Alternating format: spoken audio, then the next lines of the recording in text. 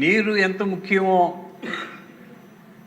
విద్యుత్ రంగం కూడా అంత ముఖ్యమనే పరిస్థితి ఇప్పుడు మన దేశానికి ప్రపంచానికి వచ్చింది. కరెంటు లేకపోతే ఒక్క నిమిషం కూడా పసిపాప కూడా పడుకోలేని పరిస్థితి వచ్చింది. దానికి సంస్కరణలు తీసుకువచ్చి 24 గంటలు నాణ్యమైన కరెంటు ఇవ్వాల్సిన ఆవశ్యకత ఏర్పడింది. గత ప్రభుత్వం 9 సార్లు విద్యుత్ ఛార్జీలు పెంచి ప్రజల మీద భారం మేపి కటింగులు పెట్టి నానా ఇబ్బందులు పెట్టింది. మన ప్రభుత్వం వచ్చిన తర్వాత మన ముఖ్యమంత్రి నారా చంద్రబాబు నాయుడు గారు గత చరిత్రలో ఎప్పుడూ కూడా కరెంటు కట్టు లేకుండా చేసి విద్యుత్ ఛార్జీ పెంచకుండా చేసిన ఘనత చంద్రబాబు నాయుడు గారు దక్కింది. ఇప్పుడు మా నియోజకవర్గము మన జిల్లాలో విద్యుత్ చాలా ముఖ్యమైంది. ఎందుకంటే అధ్యక్ష తమకు తెలుసు, అన్నీ కూడా చేపల చెరువులు, రొయ్యల చెరువులు, తీర ప్రాంతం అంతాను. ఒక్క నిమిషం కరెంట్ ఆగితే ఆ చెరువులో ఉన్న రొయ్యలు చచ్చిపోతాయి. ఒక్క నిమిషం కరెంట్ ఆగితే అంటే నాణ్యమైన కరెంటు 24 గంటలు ఇవ్వాల్సిన ఆవశ్యకత ఏర్పడింది.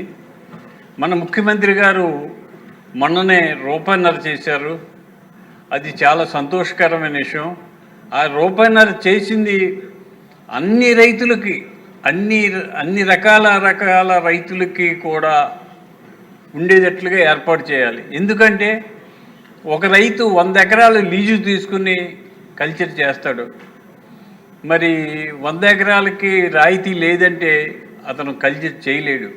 100 ఎకరాలకైనా సరే రూపాయన్నర చేయాలి, 1 ఎకరానికైనా రూపాయన్నర చేయాలి, అరెకరానికైనా రూపాయన్నర చేయాలని చెప్పి నేను మంత్రివర్యులను కోరుతున్నా.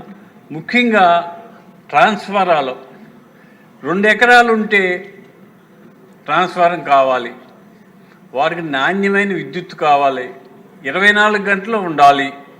ఇవన్నీ కూడా మా జిల్లాకి, మా ప్రాంతానికి కరెంటుకి ఎక్కువ ప్రయారిటీ ఉంది. ఎందుకంటే భారతదేశంలో అత్యంత విదేశీ మారక ద్రవ్యాన్ని సంపాదించి పెట్టే రాష్ట్రంలో మా జిల్లా మొదటి స్థానంలో ఉంది. ఈ స్థానానికి ఆక్వా రంగం ఎంతో అభివృద్ధి చెందుతుంది. అభివృద్ధి చెందుతుంది అంటే దానికి విద్యుత్తే మూల కారణం.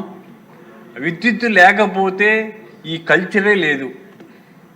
దానికోసం సబ్స్టేషన్స్, ట్రాన్స్ఫారాలు అన్నీ ఇచ్చి అందరికీ అందుబాటులో ఉండేటట్టుగా, ఏ రైతు కరెంట్ అడిగినా కూడా 24 గంటల్లో వాళ్ళకి పర్మిషన్ ఇచ్చేటట్టుగా ఏర్పాటు చేసి ఈ రంగాన్ని రక్షించాలని, ఆక్వా రంగాన్ని అన్ని రంగాల్లో కూడా నెంబర్ 1 రంగం ఆక్వా రంగం.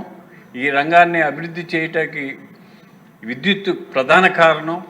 దాని మీద ప్రత్యేక శ్రద్ధ మంత్రి గారు మా జిల్లా మీద పెట్టాలని చెప్పి కోరుతూ సెలవు తీసుకుంటాం.